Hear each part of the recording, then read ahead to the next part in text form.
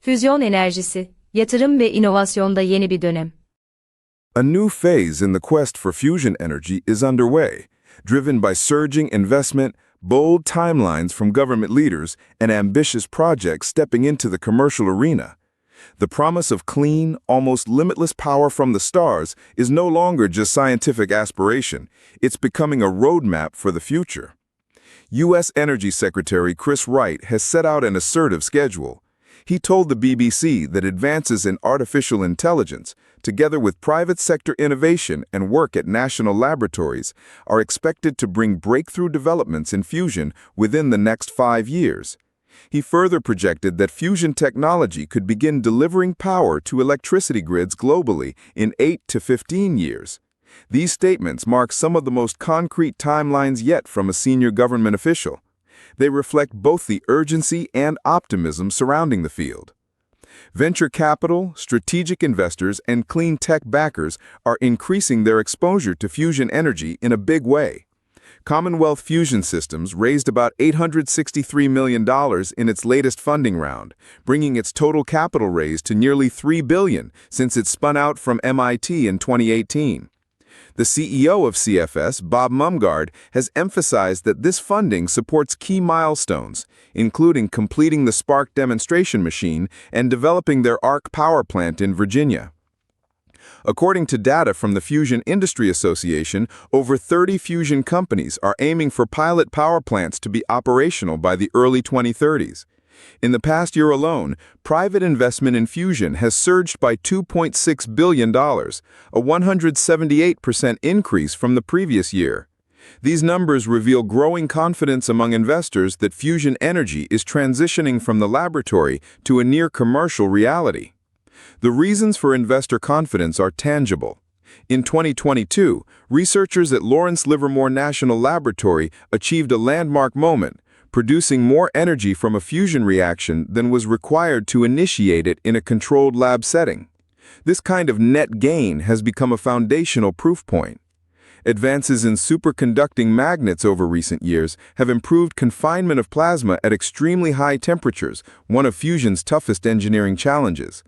Dozens of projects are underway to develop improved lasers, more resilient materials, and new reactor designs.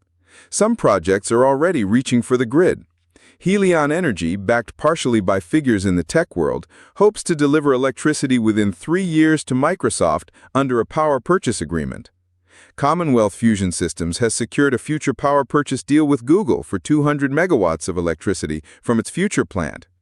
The Spark pilot project is expected to demonstrate net positive energy and serve as a stepping stone to larger commercial plants. These agreements show how fusion companies are trying to pre-position themselves with customers ahead of wide deployment. Even as optimism rises, experts warn that significant hurdles still stand in the way. Scaling lab successes into reactors that reliably produce more energy than they consume is not yet achieved.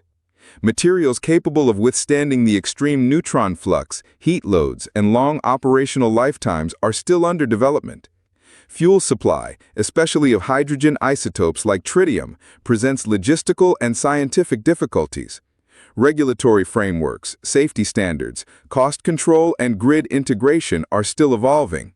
Some analysts caution that if breakthroughs do not occur on the expected schedule, investor patience could strain and public expectations might suffer. The fusion energy landscape is deeply international in scope. Investments are flowing not only in the United States, but also in Europe, Japan, the UK, China, and other hubs of science and industry. Reports suggest that fusion power, if deployed at scale, could surpass coal in global power generation by mid-century under certain cost and emissions constraints.